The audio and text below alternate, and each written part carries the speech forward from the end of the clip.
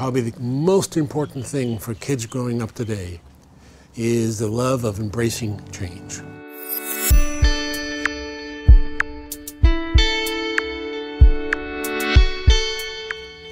I mean, the catch for preparing students for the 21st century workforce is how do you get kids that have curiosity and a questioning disposition?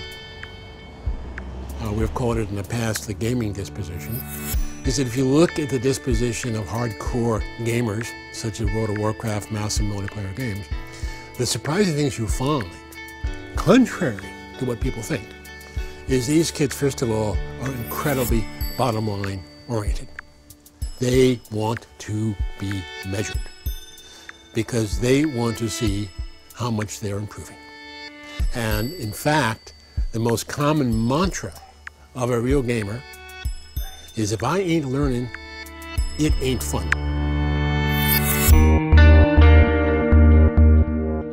I don't think any kid is born digitally native.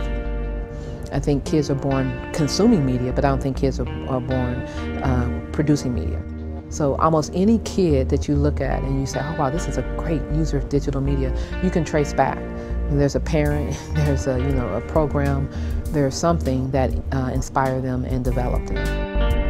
You know, part of the opportunity here is learning the content, which is very much the 20th century idea around education. But in the 21st century, it's learning the tools and the skills of remaking that content and becoming the creator and the producer. We know that the learning outside of school matters tremendously for the learning in school.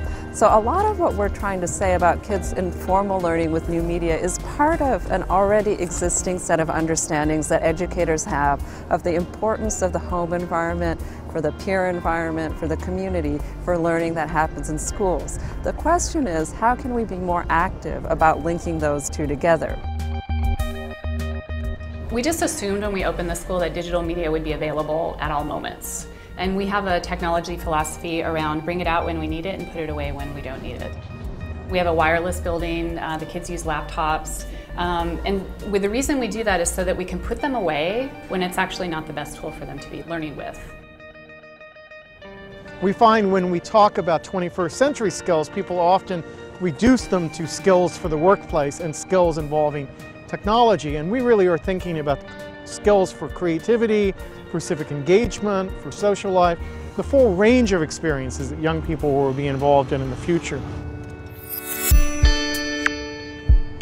I think for teachers and schools and classroom learning, there's still an incredibly important role to play, which is about giving kids access across the board to a baseline set of standards, literacies, expectations about what they need to participate in contemporary society, to be reflective, and to also take opportunity of the fact that you really have kids and adults in a shared space that's safe, that's sanctioned, that gives kids an opportunity to reflect on things in their everyday life that's not just about them being immersed in it all the time.